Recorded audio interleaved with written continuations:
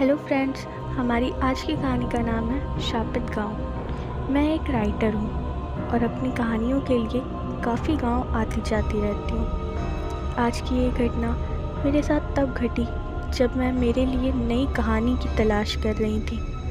मैं एक बस में सफ़र कर ही रही थी कि तभी बस में कुछ लोग आपस में बात करने लगे कि अभी कुछ दूरी पर एक शापित गांव आने वाला है।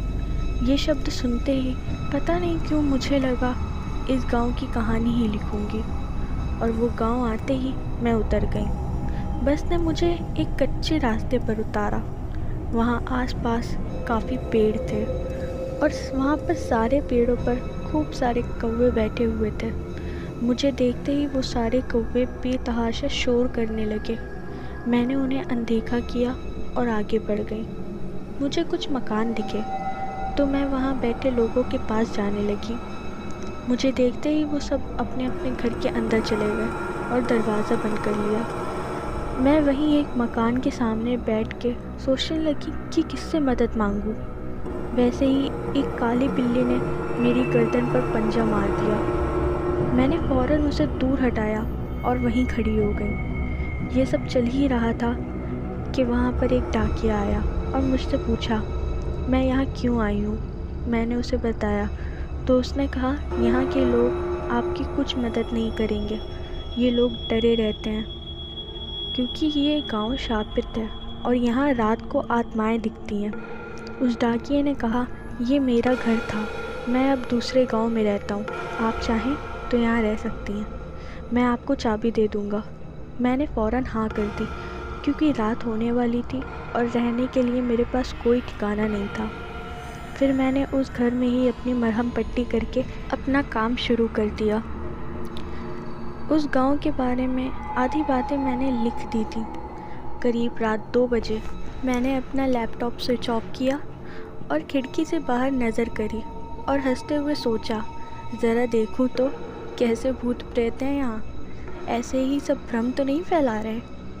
खिड़की खोलते ही मेरे रोंगटे खड़े हो गए। एक आदमी एक लड़की का गला दबा रहा था और दूसरा पेड़ पर रस्सी लटका रहा था।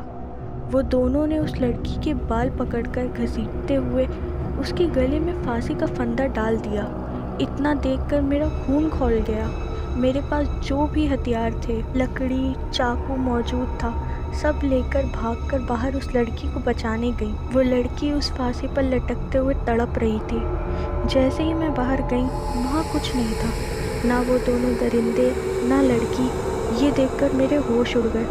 सारे गांव वाले अपनी अपनी खिड़की से मुझे देख रहे थे पर कोई बाहर नहीं आया। जैसे ही मैंने नज़र घुमाई मैंने नोटिस किया कि जहाँ मैं ठहरी हूँ वहाँ छत पर कोई टहल रहा है। मैंने और गौर से देखा तो वो दोनों दरिंदे और वो लड़की डाकिये के घर की छत पर एक साथ थे। मेरा तो दिल बैठ गया। समझ नहीं आया कि क्या करूं। अंदर पता नहीं किस किस की आत्मा टहल रही है। मैं पूरी रात बाहर ही खड़ी रही। सुबह होते ही फ़ौरन मैंने अपना सामान लिया। तभी मेरी नज़र एक दीवार पर पड़ी।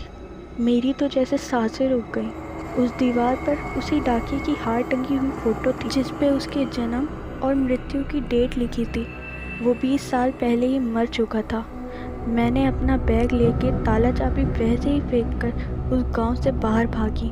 उस गांव से निकलते पास में एक चाय वाले से उस गांव का रहस्य पूछा तो पता चला पेड़ के पास दिखने वाली लड़की उसी डाकिये की बेटी थी जिसे सरपंच के दोनों बेटों ने मार दिया था सूली पे चढ़ा के। डाकिये ने बदले के लिए सरपंच के दोनों बेटों को मार दिया और खुद भी जहर खा लिया। तभी उन चारों की आत्माएं वहाँ भटकती हैं और उस गांव को सब शापित मानते हैं। अगर आपको हमारी स्टोरी अच्छी लगी हो तो वीडियो को शेयर और चैनल को सब्सक्राइब ज़रूर कीजिएगा। Thank you.